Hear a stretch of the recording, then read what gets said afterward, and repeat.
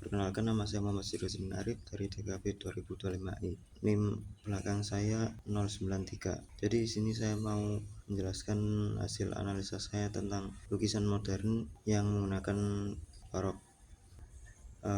Untuk orang awam mungkin waktu pertama kali melihat lukisan ini bakal berpikir kalau ini lukisan dibuat pada abad 17 atau 18 gitu. Padahal ini tuh lukisan yang dibuat oleh orang bernama Odd Nerdrum, yaitu pelukis asal Norwegia yang masih hidup. Nama lukisan ini itu The Murder of Andreas Perer. Sekilas memang kelihatannya kayak lukisan lama gitu. Ini dibuat pada abad 19. Oke, kita mulai dari apa yang membuat lukisan ini terkesan kayak lukisan barok pada abad 17. Itu yang pertama, salah satunya warna. Ada warna coklat tua, ada hitam, ada kayak coklat earth tone gitu, lalu ada merah sebagai kontrasnya gitu, dan warna putih. Cuma area tertentu aja yang terang kayak tubuhnya si Peter yang ada di tengah itu, dan kemeja yang berwarna merah. Teknik kontras terang gelap yang ekstrim ini namanya chiaroscuro atau dikenal dengan Tanebrism. Ya, sama-sama pokok intinya gelap terang gitu. Ini merupakan hal paling utama dari seni lukis barok.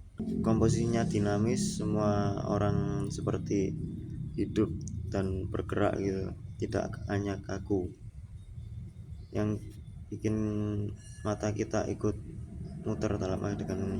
Tubuh Badr yang telanjang dan menampilkan bentuk ideal dan realisme emosional yang juga ciri khas dari barok tadi. Apa vibe yang didapat ketika pertama kali melihat lukisan ini? Itu jelas maknanya itu tragis dan sensasional. Ini menangkap momen kekerasan, kekuasaan, dan kerentanan manusia. Barok emang cenderung kayak gitu temanya, dan emosional lah, yang bikin kita sebagai orang yang lihat ikut merasakan ketegangannya. Intinya Nerdrum pakai semua senjata formalistik barok seperti cahaya, warna, dan gerakan buat bikin lukisan modern jadi terasa kayak abad 17 klasik. Dari tadi bahas barok ya. Barok itu apa? Barok itu aliran seni di Eropa yang periodenya menggantikan aliran Renaissance dan pertama berkembang di Italia pada abad 17. Kenapa bisa ada barok? Itu karena respon Gereja Katolik Roma sebagai counter reformasi dari reformasi Protestan untuk menarik para jemaatnya dan menggunakan karya seni, salah satunya seni lukis. Mereka butuh seni yang mengagumkan, mencengangkan, yang bisa bikin orang terkesan waktu pertama kali melihatnya. Jadi barok itu adalah seni yang megah, emosional, dan over the top pokoknya. Lalu ini adalah orang yang sangat berpengaruh pada pada teknik barok. Namanya Michelangelo Merisi da Caravaggio. Dia merupakan seorang pelukis barok dari Italia yang aktif di Roma. Dia sering menggambarkan tokoh-tokoh dari Alkitab secara kayak manusiawi banget gitu.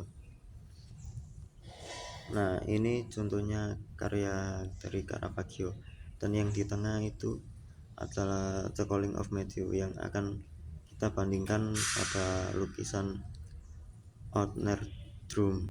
Nah, perbandingannya itu keduanya menggunakan Tanebrism yang kuat atau gelap terang yang kuat. Di Caravaggio, seberkas cahaya misterius datang dari kanan atas menusuk kegelapan dan menyoroti wajah Yesus dan Matius. Di dinner drum, cahaya menyorot dari atas dan dari kiri tubuh Bader. Persamaannya itu spotlight dramatis dari kegelapan. Lalu komposisinya, keduanya berfokus pada momen krusial. Caravaggio menangkap detik Matius menunjuk dirinya sendiri, seakan-akan berkata, apakah saya gitu. Sedangkan Redrum menangkap detik-detik kekerasan. Persamaannya inti cerita yang kuat dan instan. Lalu realisme, Caravaggio terkenal karena melukis orang biasa jadi orang suci gitu. Sedangkan Nerdrum melukis adegan politik yang brutal dengan realisme brutal yang sama. Jadi Caravaggio bagaimana dia menciptakan gaya barok, dia yang bikin teknik chiaroscuro jadi populer juga, yang mempopulerkan barok juga tadi. Nerdrum di sisi lain pakai teknik ini, dia pakai buat mengkritik seni modern yang terlalu abstrak dan kembali ke seni figuratif yang punya emosi dan skill yang kuat.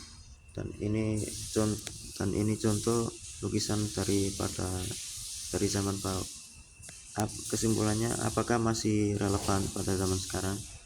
Setelah kita bedah habis sampailah kita di pertanyaan, apakah masih relevan?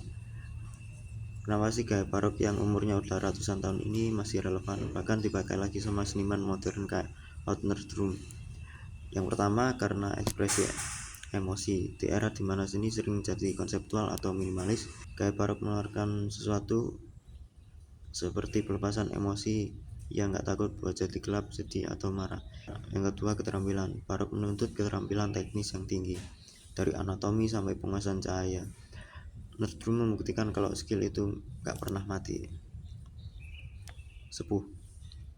Yang ketiga, cerita abadi. Teknik barok membuat adegan, entah itu pemanggilan orang suci atau pembunuhan politisi, terasa monumental dan abadi. Ini membuat kita merenungkan tema-tema besar seperti kematian, takdir, dan kekuasaan. Jadi seni barok bukan cuma sejarah, itu adalah bahasa visual yang paling dramatis yang pernah diciptakan. Sekian penjelasan analisis dari saya. Mohon maaf bila ada salah kata. Assalamualaikum warahmatullahi wabarakatuh.